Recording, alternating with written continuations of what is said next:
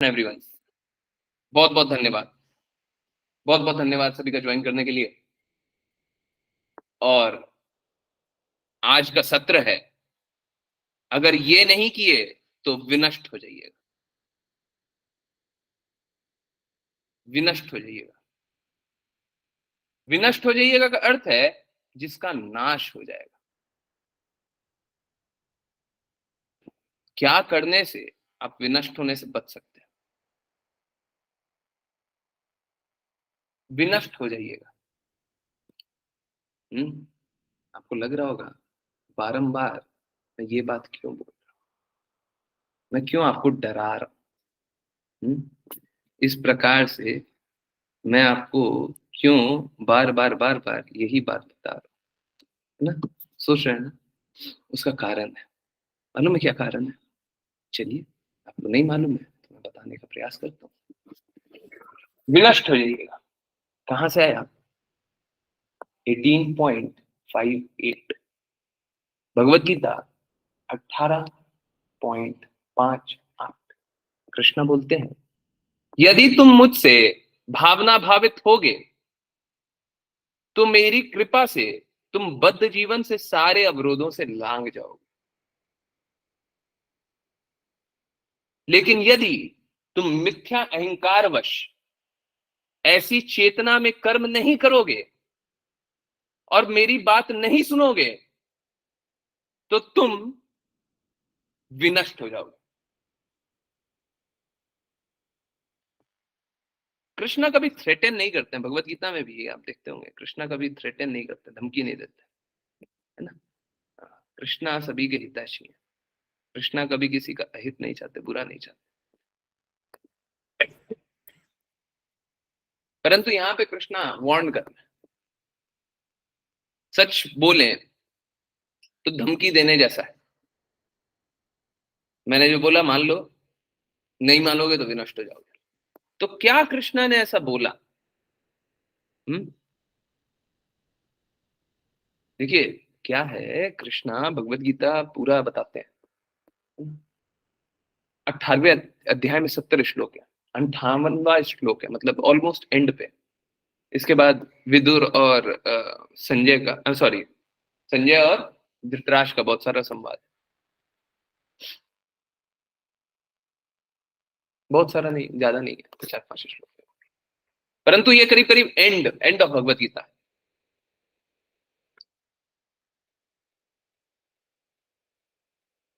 तो स्थिति कैसी है? स्थिति ऐसी है कि कृष्णा सारी बातें भगवत गीता की बोल रहे हैं, और हमें लग सकता है कि कृष्णा बहुत सारा इंस्ट्रक्शन दिए। इतने सारे श्लोक बोले हैं, बहुत सारा इंस्ट्रक्शन दिए होंगे। आई एम सॉरी, बहुत सारे इंस्ट्रक्शन दिए होंगे। परंतु नहीं, कृष्णा बहुत सारे इंस्ट्रक्शन नहीं दिए।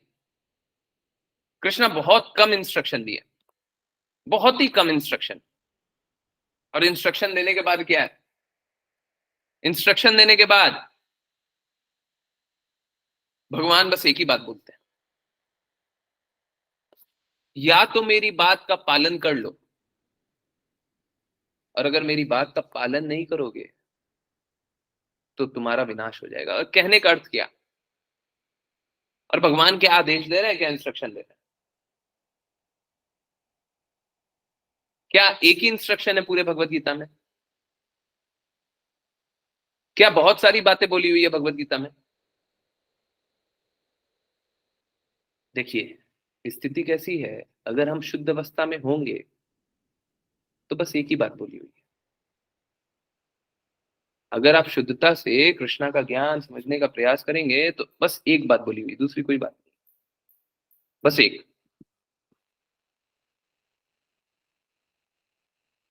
एक बात में ही सारा रहस्य है। इनफैक्ट सारी बातों का एक ही सिरा है, सारी बातों का केंद्र एक ही है, कोई दूसरा केंद्र नहीं। जिस प्रकार से सूर्य का प्रकाश सूर्य से आता है, अब हम कभी तो उसमें, जैसे रूम के अंदर बैठे हुए हैं, तो क्या देख रहे हैं? प्रकाश देख रहे हैं। अगर सपोज कीजिए तेज गर्मी में हम रोड पे चल रहे हैं तो हम क्या देखते हैं? सूर्य प्रकाश में सबसे पहले क्या देखते हैं? धूप, गर्मी देखते हैं। कहीं पे कोई वेस्ट पड़ा हुआ है, वहां पे वेस्ट सुखा दिया, तो हम क्या देखते हैं? हम देखते हैं कि ये सूर्य प्रकाश क्या कर रहा है? पानी सुखाने वाला है। कहीं पे हम देखते हैं कि कीटाणु मिटाने वाला है। तो हम सूर्य प्रकाश में बहुत बहुत सारी चीजें देख सकते हैं। परंतु सूर्य प्रकाश वही है।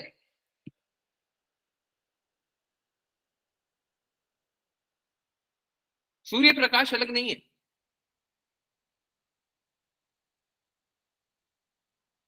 धूप करने वाला सूर्य प्रकाश अलग है, गर्मी करने वाला सूर्य प्रकाश अलग है, कीटाणु मिटाने वाला सूर्य प्रकाश अलग है।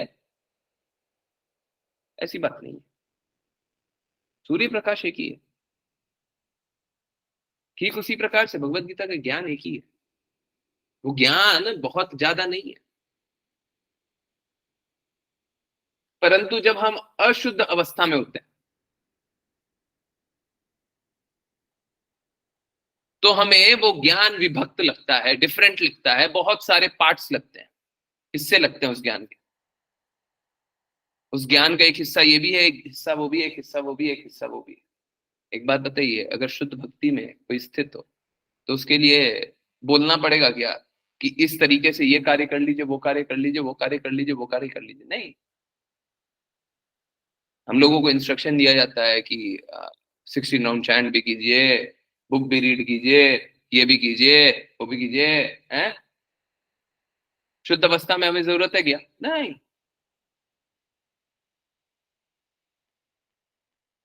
सभी कार्य करके लक्ष्य क्या है? कि हम सततः कृष्णा का चिंतन करें, हमेशा। सतत का अर्थ होता है हमेशा। हम हमेशा कृष्णा के विचारों में डूबे रहें।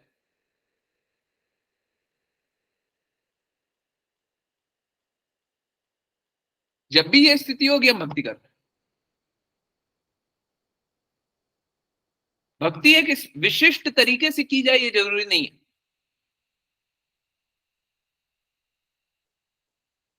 शुरुआत में विधि भक्ति होती है, गुरु के आदेश अनुसार ही भक्ति की जाती है। परंतु जब उच्च स्तर हो जाता है, उच्च स्तर होता है, शुरुआत में नहीं, उच्च स्तर हो जाता है, तो हमें कोई विधि का भी पालन करने का आवश्यकता नहीं होता। इस डिवाइन श्रील प्रभुपाद ने बताया हम सभी को निम्न स्तर का भक्त अपने आप को जानना चाहिए।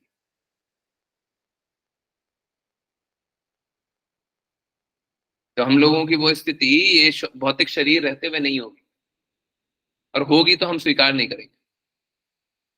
अगर हो भी गई, कोई उच्च स्थिति हो गई जहां पे सतत कृष्णा का चिंतन चले, परंतु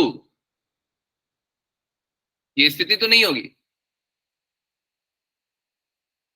परंतु ठीक वैसे ही जिस तरीके से अनक्वालिफाइड तरीके से हमें भक्ति करने का मौका मिल रहा है, अनक्वालिफाइड है। क्वालिफाइड है क्या? नहीं। परंतु भक्ति करने का मौका मिल रहा है, बिल्कुल मिल रहा है। ठीक उसी तरीके से जिस तरीके से अनक्वालिफाइड रह करके हम भक्ति कर रहे हैं,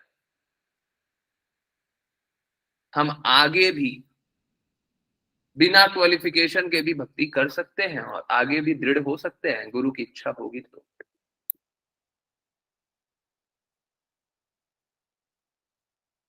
गुरु की इच्छा हो जाएगी। परंतु आप समझिए,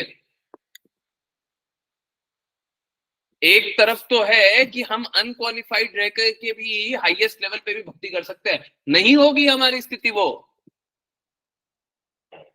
एक बात बताइए, प्रीचिंग करने का, देखिए शुद्धतम भक्तों को आप नहीं जानिए, मतलब हमारे लिए तो सभी शुद्धतम है, शुद्ध है। परंतु कंपेयर करने नहीं बोल रहा। परंतु आप समझिए, इस भौतिक जगत में आने के बाद प्रचार करने का अधिकार किसी के पास है क्या? कृष्णा के बारे में बात करने का अधिकार किसी के पास है क्या? कोई इतना शुद्ध है क्या कि हम कृष्णा के बारे में कुछ बोल भी सके?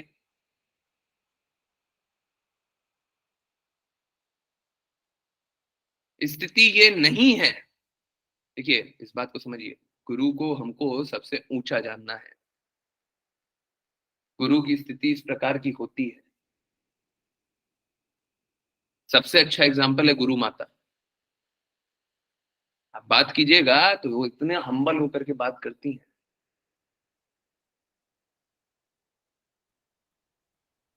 कि आपको लगेगा ही नहीं कि कोई एलिवेटेड डिवोटी। हमने को निम्नतम बताएंगी, लोवेस्ट।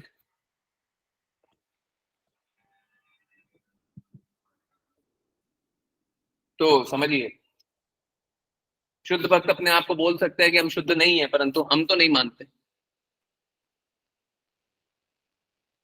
गुरु के सारे बातों का पालन करना है, परंतु गुरु अगर ये बोल दे कि वो निम्न है तो हम नहीं मानेंगे।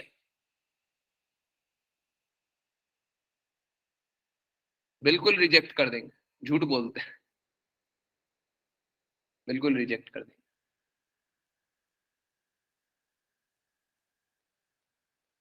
क्योंकि गुरु शास्त्र अनुसार बात करते हैं। शास्त्र में अपने आप को नीच मान करके भक्ति करने की विधि बताई हुई।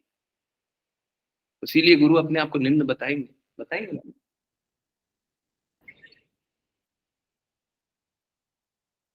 है ना? सो अगर बता भी दे तो हमको निम्न नहीं जानना, बोलने दीजिए। हैं?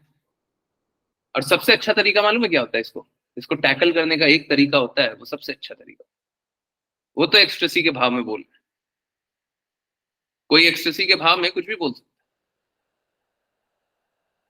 बहुत कुछ इस प्रकार का बोलता है जो हमें नहीं समझ में आया। आज भी हम राजा कुलशेखर की वाणी सुन रहे थे 5 PM पे।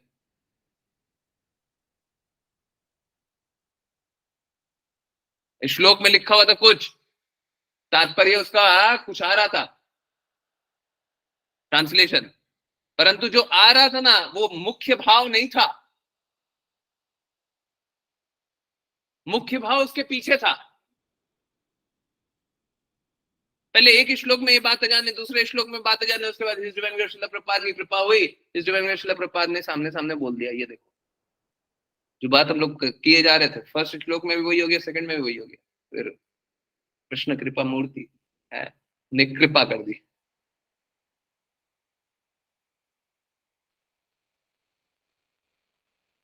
आप समझिए, एक तरफ तो किसी की स्थिति नहीं है कृष्णा के बारे में बात करने की भी, गुरु की है, परंतु किसी की स्थिति नहीं है उनको छोड़ करके। और दूसरी तरफ हम इतने शुद्ध हो जाएं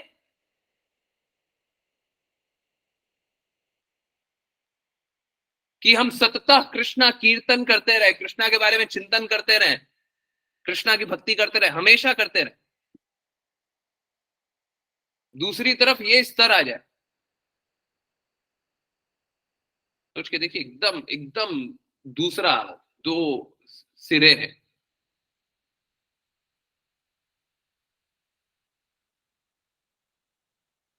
कैसे हो सकता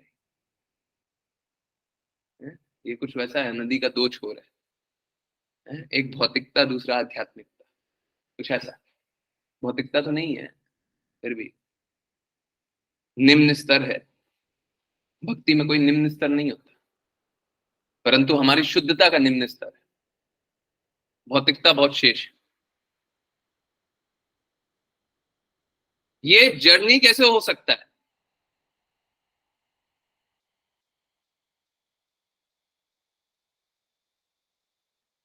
ये रास्ता, इस सिरे से उस सिरे तक हम कहां से जा सकते हैं?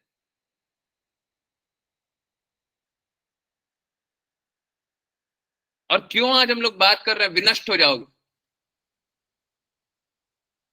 बड़ा सरल है।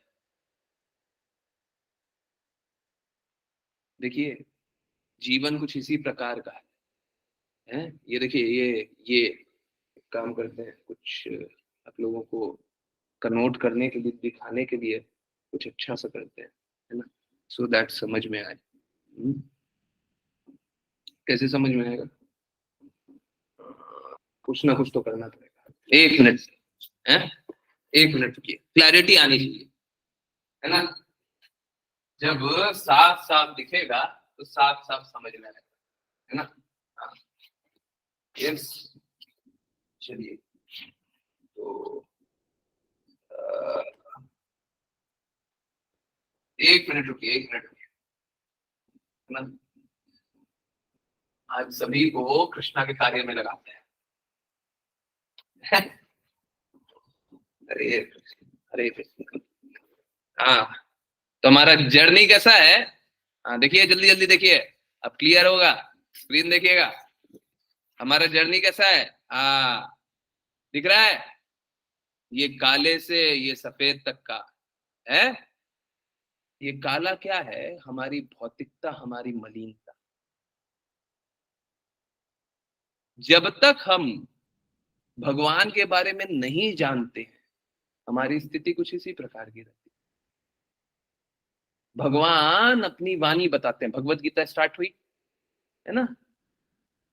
भगवत गीता स्टार्ट हुई और भगवत गीता में 18 अध्याय है। अब पूरा 18 अध्याय आने के बाद ये स्थिति हो गई, एकदम अंधकार से एकदम प्रकाश की स्थिति हो गई। परंतु इसके बाद जब इस रास्ते में यहां तक पहुंच गए, करीब करीब वहीं तक पहुंच गए, 18वां अध्याय खत्म ही हो रहा है, उससे जस्ट पहले कृष्णा क्या बोलते हैं? तुमने ये जो सफर शुरू किया है भगवत गीता समझने का, यहां से यहां तक, या तो उसको स्वीकार कर लो, और नहीं स्वीकार करोगे तो विनष्ट हो जाओगे। भगवत गीता में जो जो बात बोली गई है सभी बात का पालन कर लो, और नहीं पालन किए तो विनष्ट हो जाओ। अगर मैं जो बता रहा हूं उसकी वो सारी बातें सुन लो और नहीं सुने तो विनष्ट हो जाओगे। अगर मेरी कही कोई भी बात को तुम नहीं स्वीकारते हो तो विनष्ट हो जाओगे। प्रश्न इज वेरी क्लियर, प्रश्न एकदम क्लियर। हम विनष्ट कब होंगे? एकदम साफ साफ बोलते हैं।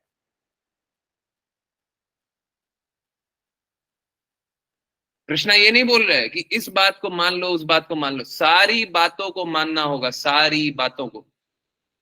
हाँ? कृष्णा की कही सारी बातों को मानना होगा, कोई विकल्प ही नहीं है। कोई विकल्प नहीं है।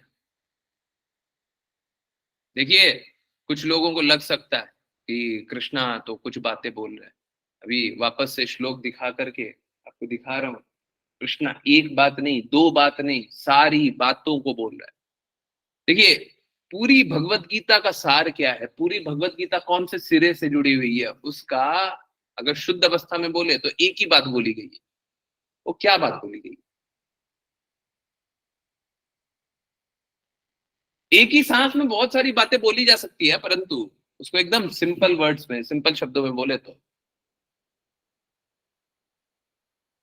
अपने जीवन का लक्ष्य प्राप्त करो, शुद्ध अवस्था में स्थित हो, मेरी भक्ति करो, मेरे पास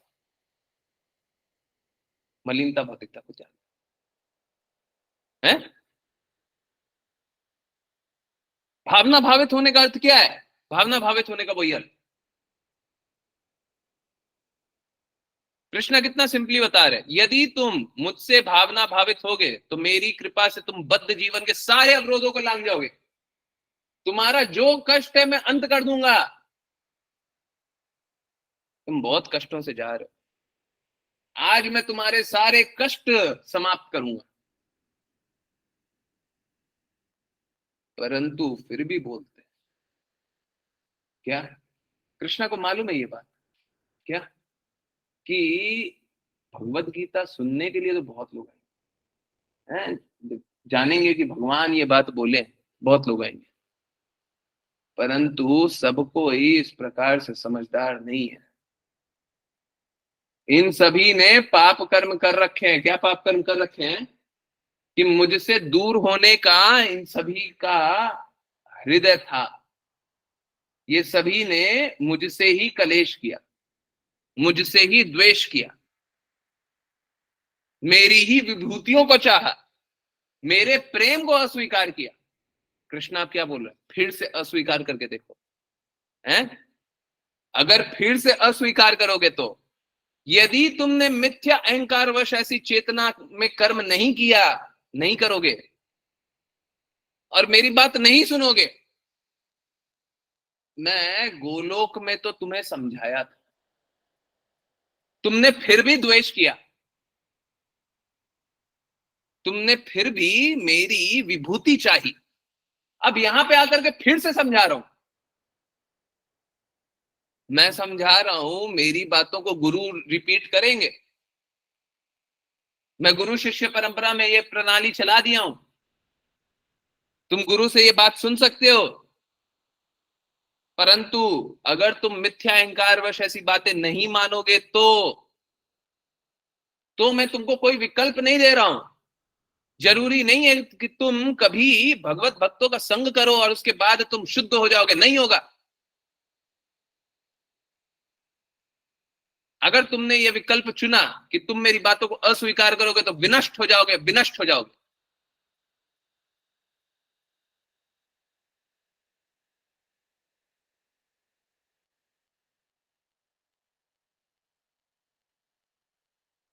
कृष्णा बहुत क्लियरली बता,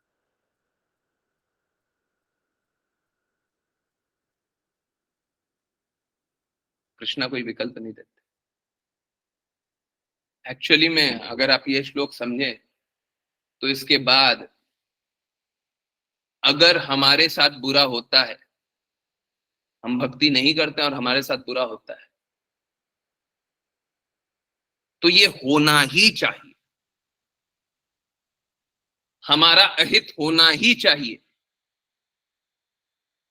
हम कृष्णा के प्रेम को अस्वीकार करते, कृष्णा की बात नहीं माने तो हमारा बुरा होना ही चाहिए।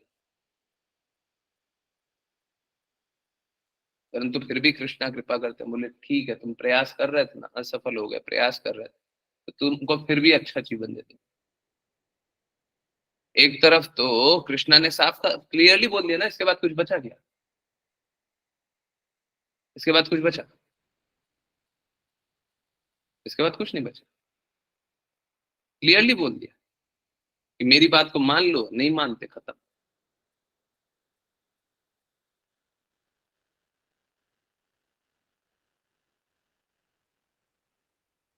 फिर भी कृष्णा कृपा करते हैं। कोई भक्ति करने का बाद में प्रयास करता है, कम प्रयास भी कर रहा है, शुद्ध अवस्था में नहीं हुआ है,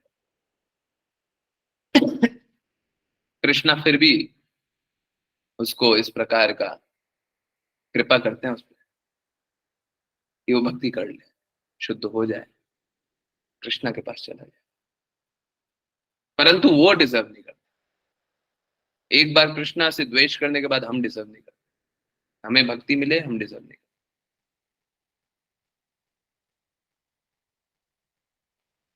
हम शुद्ध हुए, हम डिजर्व नहीं करते।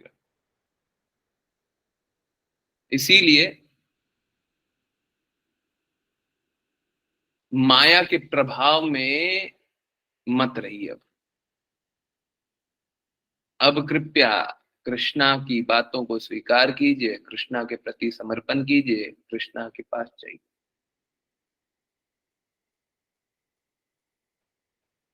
है ना? नहीं तो क्या होगा?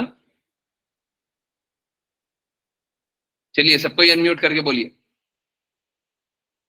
अगर हमने कृष्णा की बात को नहीं माना, अगर हमने कृष्णा की बात को नहीं माना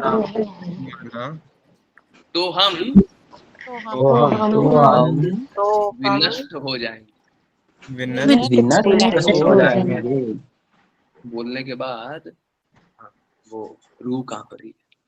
चलिए एक और बार बोलते हैं, अगर हमने कृष्णा की बात को नहीं माना, अगर हमने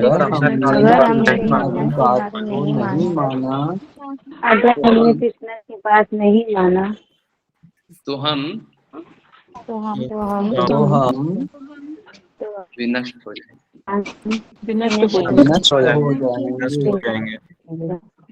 देखिए, इस बात को समझिए, कृष्णा सभी को ये अपॉर्चुनिटी दे रहे हैं कि आप मलिनता से बच जाइए, बच जाइए। कृष्णा सभी को अपॉर्चुनिटी दे रहे हैं। कृपया करके अब मान लीजिए, अब स्वीकार कर लीजिए, ठीक है? पहले जितना हो गया हो गया, गलती हो गई हो गई, कल तक हमने बहुत पाप किया, अभी सबको मदद कीजिए, सभी को मदद कीजिए, कृष्णा की बात को स्वीकार करना। कृष्णा ये नहीं बोलते अज्ञानता में कोई रह गया तो उसको छोड़ दें। इनफैक्ट प्लीज माफ कीजिए, और मुझे यही एग्जांपल देना है। बहुत लोग डिमेंशिया से जाते हैं, मेमोरी लॉस, है ना, एल्जाइमर से जाते हैं, अपने आप का अस्तित्व भूल जाते हैं, भूल जाते हैं ना, भूल जाते हैं ना, बहुत लोग भूल जाते हैं ना, याद नहीं रहता, सुबह क्या बोला था याद नहीं है, क्या कर रहे हैं याद नहीं है, बहुत लोग होते हैं ना, डिमेंशिया से जाते हैं, मेमोरी लॉस हो जाता है, बहुत लोग होता है ना। कृष्णा उनके लिए भी ऑप्शन नहीं छोड़ रहे कि वो तो भूल सकते हैं, नहीं, नहीं, उनके लिए भी ऑप्शन नहीं, किसी के लिए ऑप्शन नहीं है। आप बोलिए उनके साथ तो बड़ा अनफेयर हो रहा है, उनको तो मौका मिलना चाहिए, मौका मिला है, नहीं माना, उसीलिए ये सारी स्थितियां हैं उनके साथ। आपने भी नहीं माना, आपकी भी स्थिति हो सकती है, कोई बड़ी बात नहीं है। आप समझिए, कृष्णा आपको अपॉर्चुनिटी दे रहे हैं, आप ठुकराए जा रहे हैं, आपके साथ अहित होगा तो कौन जिम्मेदार है? आप स्वयं जिम्मेदार है, कृष्णा नहीं जिम्मेदार है। गंदगी मलिनता आप फैलाए हुए हैं, कृष्णा नहीं फैलाए हुए। आप अपनी मलिनता को साफ कीजिए, लोगों का हित कीजिए, देखिए अपने आप बदलाव आएगा,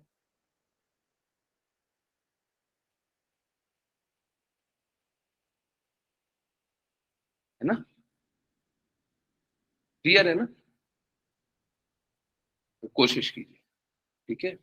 और इस कोशिश में आपको जो भी सहायता चाहिए, मैं सहायता करने के लिए तैयार हूँ। किसी को नहीं समझ में आता है, मैं समझाने के लिए तैयार हूँ। मैंने कभी नहीं बोला कि मैं नहीं समझाऊंगा। कभी कभी ऐसी स्थिति होती है कि मैं बोल देता हूँ कि आज नहीं समझाएंगे, अभी नहीं समझाएंगे, एक हफ्ते तक नहीं समझाएंगे। कभी कभी ऐसी भी स्थिति हो जाती है, बोलता हूँ आज आप ये बात मत कीजिए, परंतु ये नहीं बोलता कि समझाएंगे नहीं, ये नहीं बोलता कि समझ में नहीं आएगा, ये नहीं बोलता कि आप सुधरिएगा नहीं, ये नहीं बोलता कि आप सफल नहीं होइएगा, नहीं, ये कभी नहीं होता। सब कोई सफल होंगे, परंतु स्वीकार करेंगे तो। अस्वीकार करने से, आप अस्वीकार करेंगे तो विनष्ट हो जाएंगे। प्रॉब्लम यही है, लोग अस्वीकार करते हैं, लोग अस्वीकार करते हैं। प्लीज माफ कीजिए, बहुत कड़वी बात। अधिकायक लोग जिसे आप जानते हैं, वो कृष्णा के प्रेम को फिर से अस्वीकार ही करने लगे। अधिक से अधिक लोग जिसको आप जानते हैं, वो कृष्णा के प्रेम को फिर से अस्वीकार करने ही वाले। बहुत कम लोग हैं जो कृष्णा के प्रेम को स्वीकारेंगे, बहुत कम लोग हैं जो समर्पित भाव से भक्ति करेंगे, नहीं तो बाकी सब लोग अस्वीकार ही करेंगे।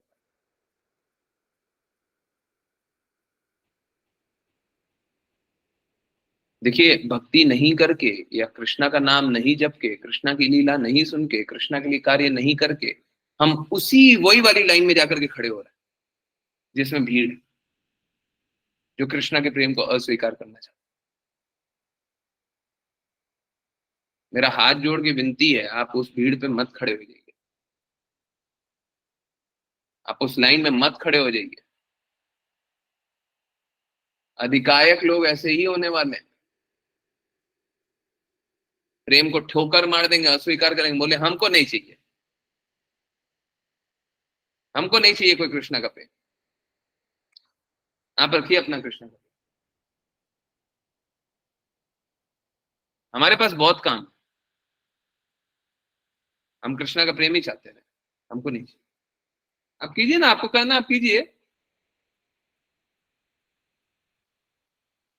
अधिकायक लोग कृष्णा का प्रेम को ठुकरा नहीं।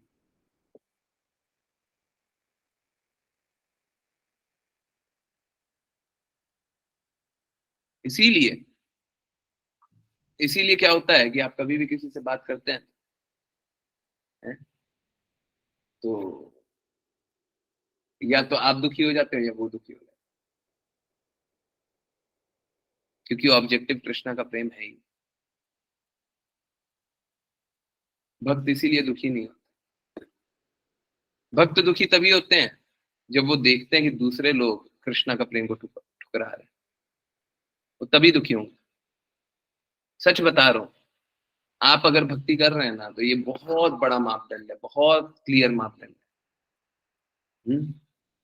आप अगर भक्ति कर रहे हैं तो एक बड़ा सरल सा रेखा है, आप आराम से पहचान सकते हैं आपकी भक्ति का स्तर क्या है। कैसे? आपको अपने दुख दुख दे रहे हैं कि आपको कृष्णा के प्रति जो भक्ति नहीं कर रहे हैं उनके दुख दुख दे रहे हैं।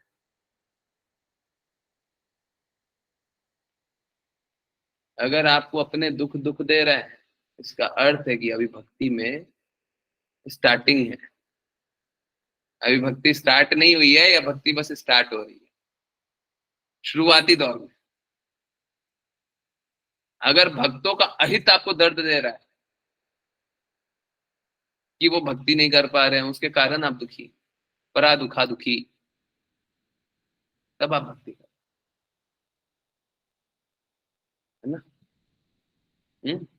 क्लियर है? तो आप लोग विनष्ट नहीं होंगे। हाँ, आप लोग विनष्ट नहीं होंगे। एक बार फिर से रिपीट कर दूं, भक्ति को नापने का, समझने का एक बहुत सरल सा मापदंड, कि अगर आप अपने दुख में दुखी हो जाते हैं, क्या मेरे साथ ये हो गया, मेरा ये हो गया, हम वो करना चाहते थे, मेरा ये है, मेरा वो है, अगर आपको ये चीजें दुख दे रही है तो अभी आपके भक्ति का प्रारंभिक स्तर, अभी आपने भक्ति की नहीं है शायद। अगर आपको भक्तों का अहित दुख देता है तो आप भक्ति करने का प्रयास कर रहे हैं या भक्ति कर रहे हैं? या तो भक्ति करने का प्रयास कर रहे हैं या भक्ति कर।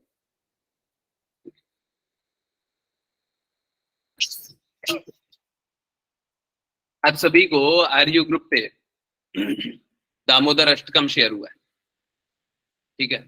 दामोदर अष्टकम, अभी दामोदर मंथ चल रहा है, इस महीने में दामोदर अष्टकम हमेशा किया कीजिए, ठीक है? और चलिए अब जल्दी से श्रीमद् भागवतम के कुछ श्लोक जल्दी से पढ़ने का प्रयास आगे बढ़ाएं, है ना? हरे कृष्णा, हरे कृष्णा। ओके, तो कोई श्लोक नंबर मेरे को बताएगा क्या जल्दी से, बस नंबर, तब तक स्क्रीन शेयर कर लूं। यही है क्या? यही है 28। ओके, 28 नहीं, बताने की जरूरत नहीं है, 28 है। मेरे पास 2 PDF है। तो कौन रीड करेंगे जल्दी से? एंड्रीज,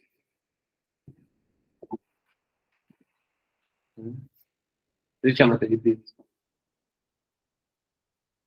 हरे कृष्ण प्रभु जी। इस प्रकार विविध प्रकार के कष्ट भोगता हुआ शिशु अपना बाल्यकाल बिताकर किशोरावस्था प्राप्त करता है।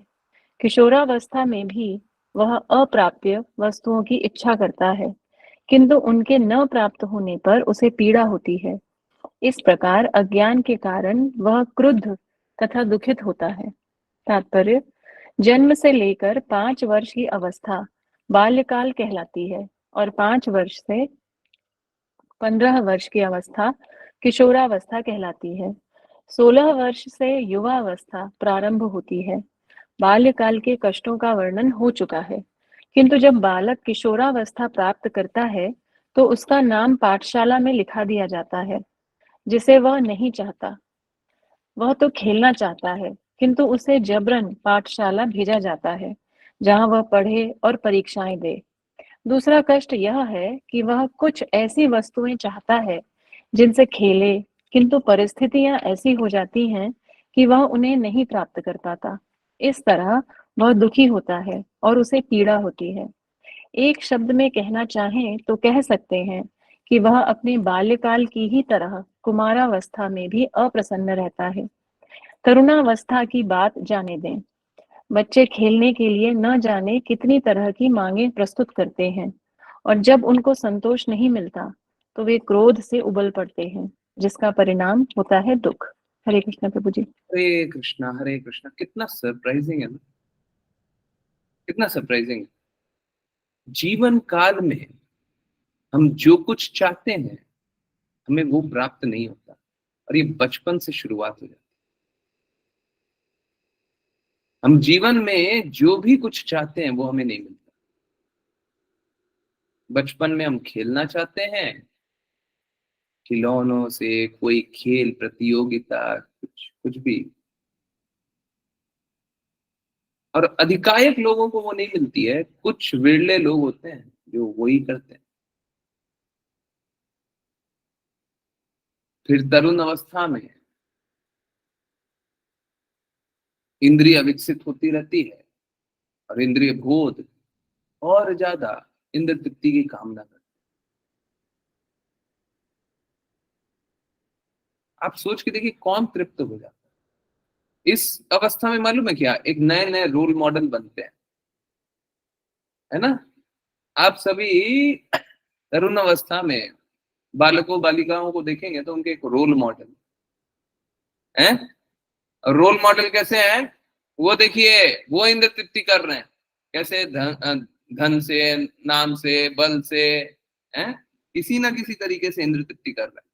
और उनको देख करके क्या करते हैं, बचपन में हम खेलना चाहते थे, बड़े होकर के तरुण अवस्था में हम क्या करते हैं, इंद्र तृप्ति करना चाहते हैं। उसके बाद हम धन कमाना चाहते हैं। धन कमाते हुए भी कभी भी हमको जितना चाहिए उतना मिलता नहीं है। मान कमाना चाहते हैं, उतना मिलता नहीं है। इस बीच में हमेशा प्रेम चाहते हैं, मिलता नहीं है। जो भी कुछ चाहते हैं मिलता नहीं है, तो कर क्यों रहे? ये मत पूछिए, ये मत पूछिए क्यों कर रहे थे, क्योंकि हमें खुद भी नहीं पता हम क्यों कर रहे थे। हमें पता होगा तब तो बताएंगे। आप क्या पूछ रहे हैं, ये सारी उल्टी पुल्टी चीजें नहीं पूछते है। जीवन में हमने क्या किया, क्यों किया, ये मत पूछिए, क्योंकि हमें खुद भी नहीं। हम जो भी कुछ चाहते हैं वो हमें मिलता नहीं है,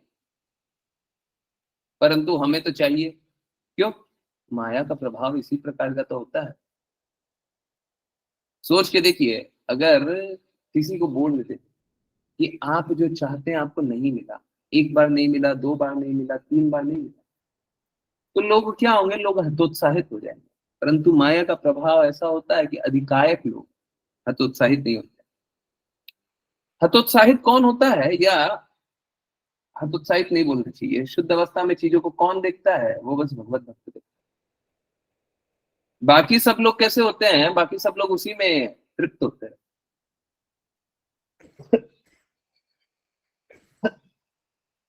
बाकी सब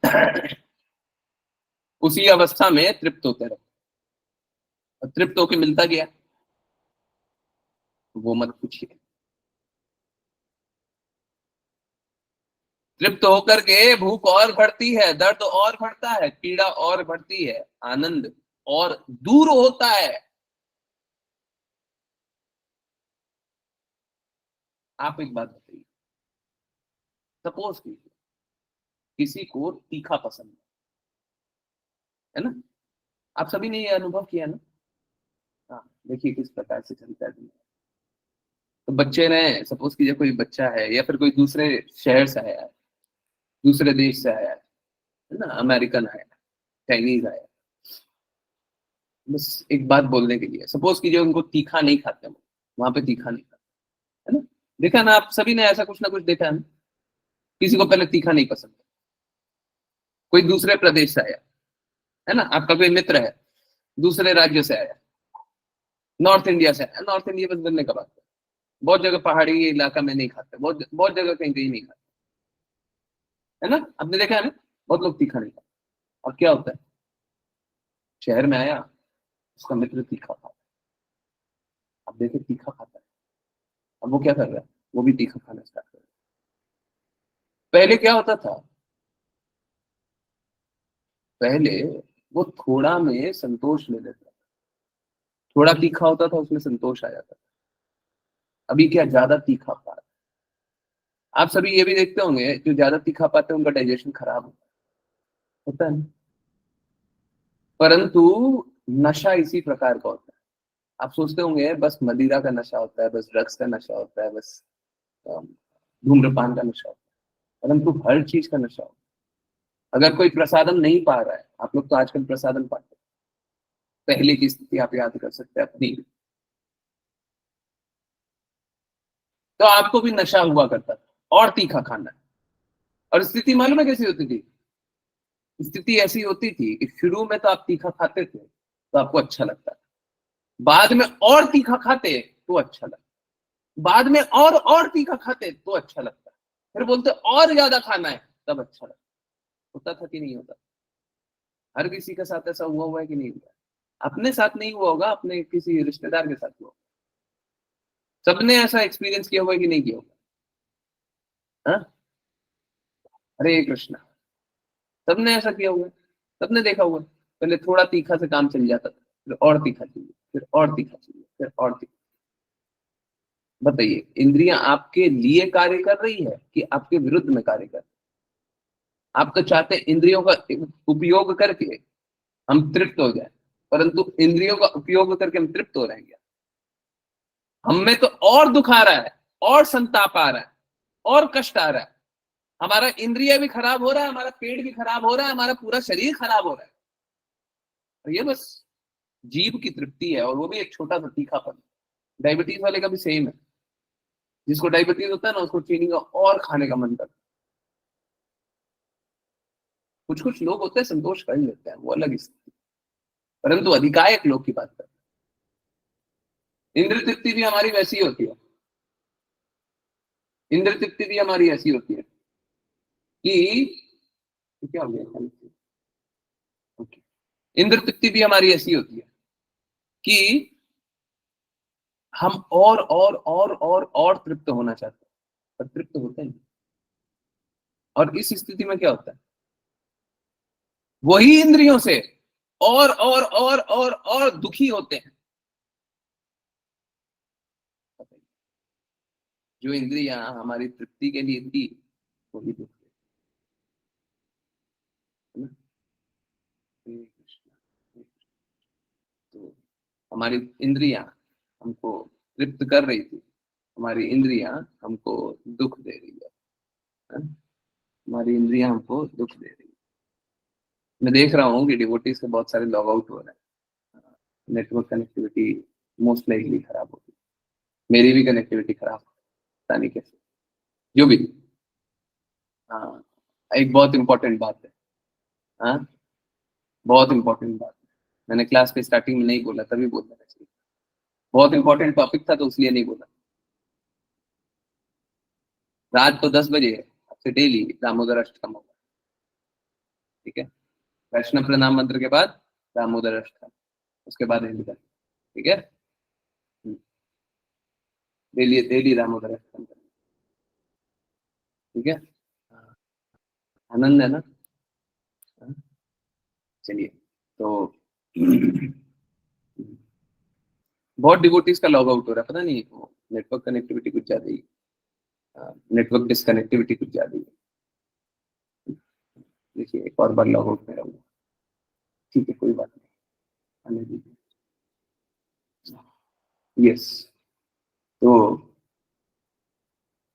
हम लोग देखते कैसे हैं कि हम लोग हर स्थिति में, बाल्यकाल से युवा युवावस्था, और युवावस्था से किशोरावस्था, हम हर अवस्था में यही देखते हैं कि हम कष्ट सहते हैं, निरंतर रूप से कष्ट सहते हैं, अंतहीन कष्ट सहते हैं, और उसका कोई लाभ नहीं। अगर सपोज कीजिए कोई कष्ट सहने का कोई लाभ हो जाए, अगर मेरे कष्ट सहने से आपको लाभ हो जाए तो ठीक है, कष्ट सह लेंगे। परंतु अगर कष्ट सह करके भी कोई लाभ नहीं है तो क्या फायदा है? तो ऐसा कष्ट सहना चाहेगा? और भौतिक जगत में हम इसी प्रकार का कष्ट सहते हैं। हम इंद्र तृप्ति इसी प्रकार का करते हैं, सोचते हैं कष्ट तो सह रहे, आनंद मिलेगा, इंद्र तृप्ति करके आनंद मिलेगा, इंद्र तृप्ति करने के बाद इंद्रियां और खराब हो जाती हैं। आनंद मिल रहा है, कष्ट मिल रहा है। अगर इसको आनंद बोलते हैं तो कष्ट किसको बोलते हैं? भौतिक जगत इसी प्रकार, मूर्ख इसी प्रकार से बनाए जाते हैं। माया देवी का प्रभाव इसी प्रकार से होता है ना। क्या है कि जो दर्द है उसी को आनंद समझिए, जो कष्ट है उसी को अच्छी स्थिति समझिए। ये कोई अच्छी स्थिति नहीं है, परंतु ठीक है, भौतिक जगत है।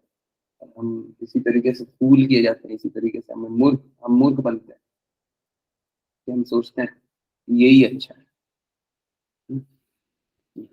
चलिए, तो करते हैं वैष्णव प्रणाम मंत्र। ऑल्दो स्क्रीन शेयर आप कर सकते हैं, may be 30 second 1 minute, but कोई बात नहीं। वैष्णव प्रणाम मंत्र करते हैं, दामोदर अष्टकम करते हैं। चलिए, तो वैष्णव प्रणाम मंत्र करेंगे। अश्लीषा मत करिए। हरे कृष्ण गुरु जी। वाञ्छकल्पतरुभ्यश्च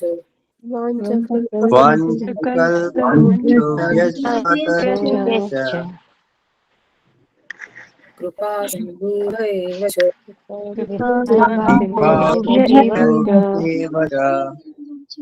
पतितानां पावनेभ्यो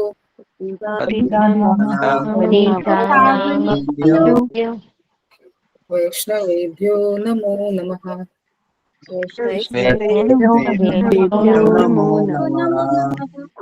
अनंत कोटि वैष्णव की जय जय प्रभुपाद की जय भगवद गीता की जय श्रीमद् भागवतम की जय हरिभक्तों की जय हरे कृष्ण हरे हरे कृष्ण कृष्णा हरे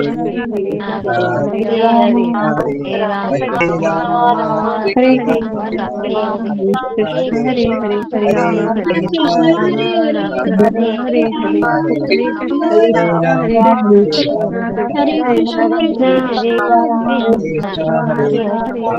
राम हरे राम हरे कृष्ण प्रभु प्रणाम। हरे कृष्ण हरे कृष्ण। बहुत बहुत धन्यवाद सभी का ज्वाइन करने के लिए। चलिए, तो एक आज से हम लोगों ने इनफैक्ट सुबह आरती के समय में भी दामोदर अष्टकम करना स्टार्ट कर दिया, ठीक है। और अब रात को भी क्लास के बाद दामोदर अष्टकम करेंगे। जिज्ञासा जो हो वो पूछ लीजिएगा, परंतु दामोदर अष्टकम के बाद, बिकॉज बहुत लोग इंतजार करेंगे, ठीक है। तो देखिए क्या है, हम लोग बार बार ये सोच सकते हैं कि अभी अभी स्थिति नहीं है, अभी ये नहीं है, अभी वो नहीं है, अभी इस कारण नहीं समझते हैं, उस कारण नहीं समझते हैं, विच इज नॉट गुड, ठीक है। तो इसीलिए अभी अब और विलंब नहीं करके अभी से ही शुरुआत कर दिए, ठीक है। तो चलिए, आज से हम लोग रीड करेंगे और बहुत मुश्किल नहीं है। देखिए मैं आपको बता दूं, कुछ लोगों को है ना अंग्रेजी वर्जन ज्यादा अच्छा लगेगा, मेरे को भी लगता है, ठीक है। अंग्रेजी में जो लिखा हुआ है वो ज्यादा सरल लगेगा। आपको जो भी सरल लगे आप वो पढ़ सकते हैं, दोनों सेम है, इसीलिए मैंने दोनों शेयर कर दिए, ठीक है। क्लियर है? चलिए, पहले मैं स्टार्ट कर रहा हूँ, फिर आप लोग फॉलो करेंगे। ट्यून भी कोशिश कीजिएगा कॉपी करने का, है ना, फॉलो करने का। पता ना तुम लोग। यस, संपदा माता जी कुछ बोल रही है? नहीं, ओके। चलिए, बाय द वे बाकी लोगों को दामोदर अष्टकम आर्य ग्रुप में आ गया है, उससे भी देख सकते है ना, हिंदी इंग्लिश दोनों आ गया। बहुत ही अच्छा बनाया होगा, बहुत ही अच्छा। आप लोग शेयर भी किया कीजिए, है ना, जहां पे भी शेयर कर सकते हैं, जिनसे भी शेयर कर सकते हैं कीजिए। ठीक है, हम लोगों के ही एक डिवोटी ने बनाया है ना, वो बहुत ही स्पेशल है। चलिए, बहुत बहुत धन्यवाद। अभी पहले स्टार्ट करते हैं। रीड करना दामोदर अष्टकम, रीड करने का प्रयास। नमामीश्वरं सच्चिदानंद रूपम नमामि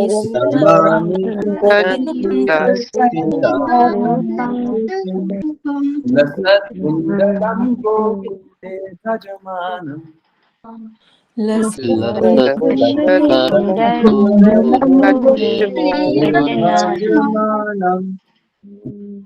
यशोदाभियोलुखलार्वमानं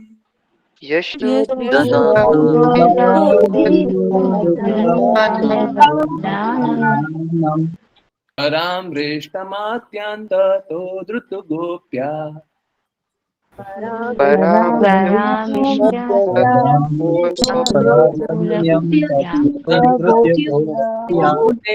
युग्मं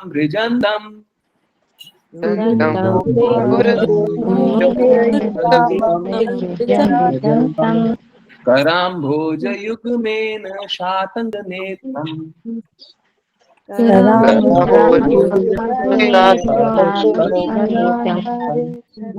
श्वासकम्पात्रिरेखाङ्कण्ठा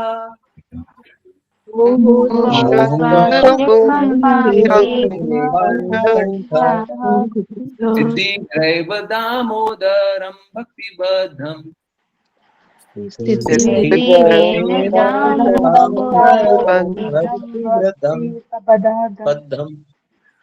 इति दृक्स्वलीलाभिरानन्दकुण्डे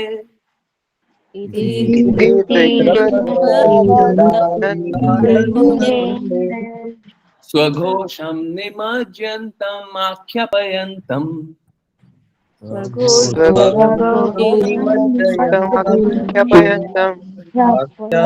येषु भक्तर्जितत्वम्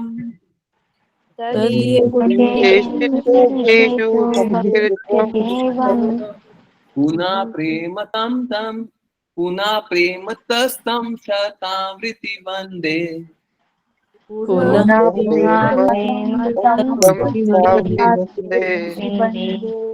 वरं देवमोक्षं न मोक्षाम्बधिं वा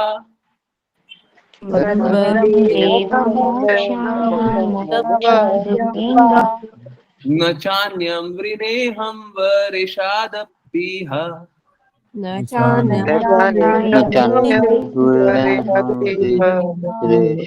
इदं ते वपुरनाथ गोपाल बालम्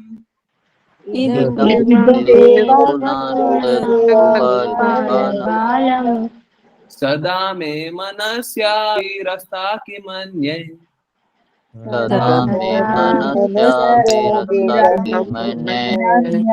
इदं ते मुखाम्भोजम् अत्यन्तनीलय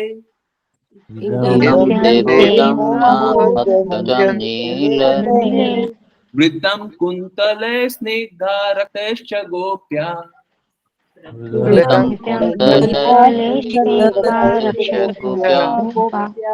मुहुश्वासकम्पात्रिरेखाङ्कण्ठ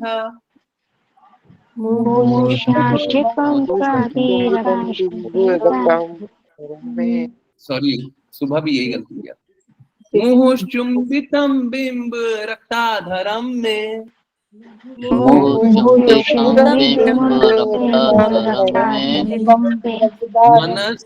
मनस्याविरस्तामलं दक्षताभे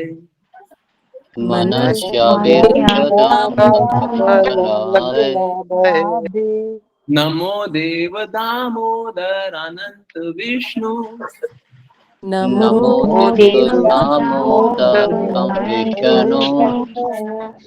प्रसीद प्रभो दुख जलाभिमग्नम्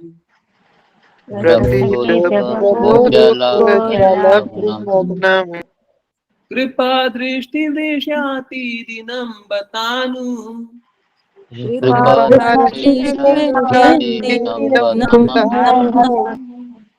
गृहानेश मामाज्ञाम् एतद् शिक्षा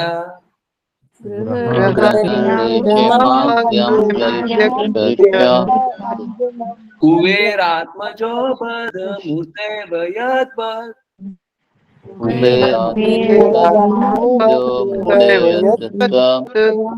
त्वया मूर्छितो भक्ति भजो कृतो च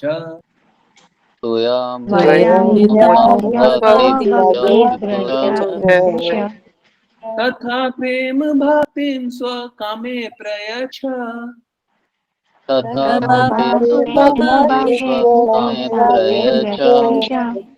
न मोक्षे ग्रहो मिस्ति दामोदरेह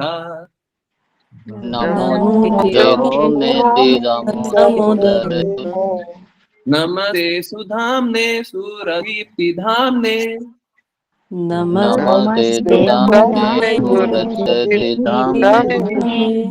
त्वदीयोधरायाथ विश्वस्य धाम्ने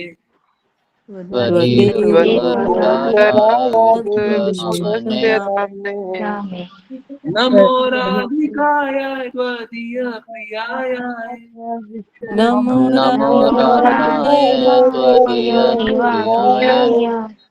नमो नन्तलीलाय देवाय तुभ्यम्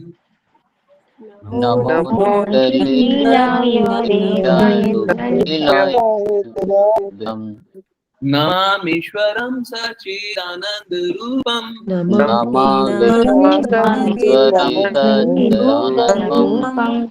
लसत्कुण्डलं गोकुले भजमानम्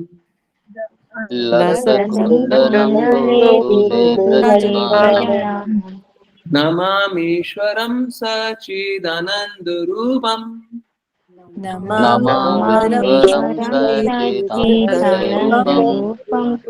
लसत्कुण्डलं गोकुले भजमानम्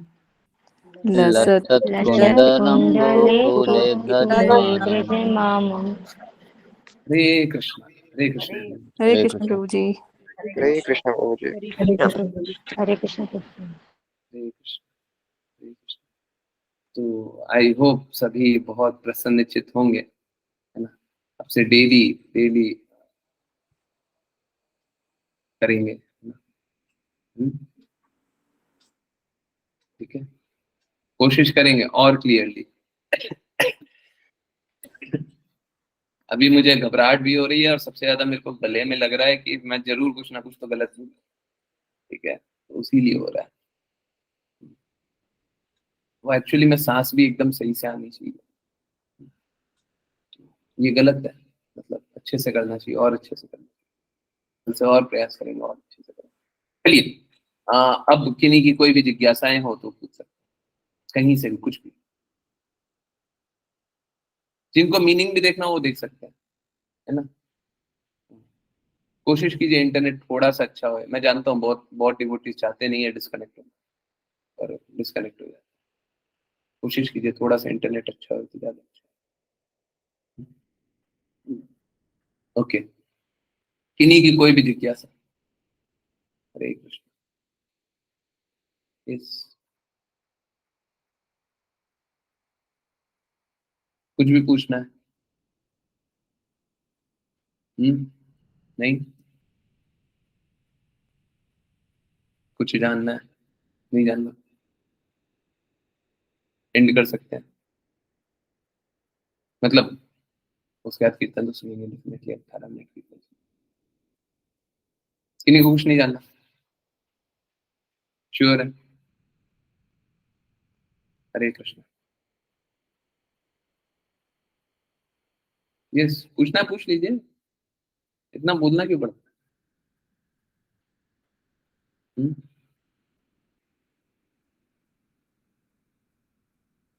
यस, कुछ नहीं जानना किन्हीं को? क्लियर है सभी को? क्लैरिटी, कोई डाउट नहीं है? चलिए तो कीर्तन सुनते हैं। कीर्तन बहुत अमेजिंग कीर्तन है। Live room, okay.